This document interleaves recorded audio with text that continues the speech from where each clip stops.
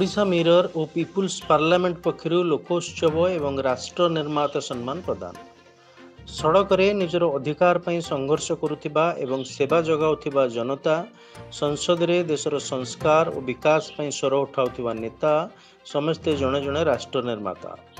साधारण लोकर शक्ति को कदापि अवमानना करने अनुचित। यही देशर सरकार और गणतंत्र प्रकृत मालिक होउछंती जनता।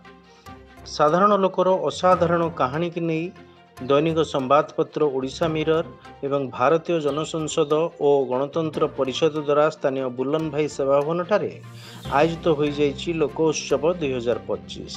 यही उत्सव रे मुख्य अतिथि भाव में भारतीय जनता पार्टी राज्य उपसभापति श्रीयुक्त गोलोक महापात्र, मुख्य वक्ता भाव में स्तंभकार लेखक और कंठशिल्पी श्रीमती छंदा मिश्र जोगदे यही कार्यक्रम प्रासंगिकता और आवश्यकता रही कहवा सहित साधारण लोकर विकास रे देशर विकास हो पार मत रखिते।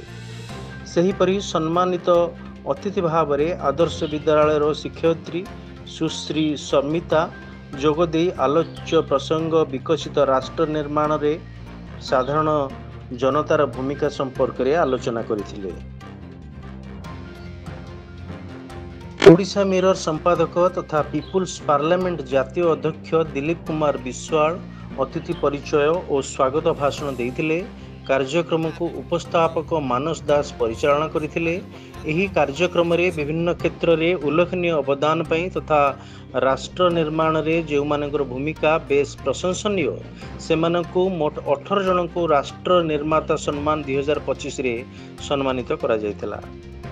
सांबादिक सरिता नाथ धन्यवाद अर्पण करथिले।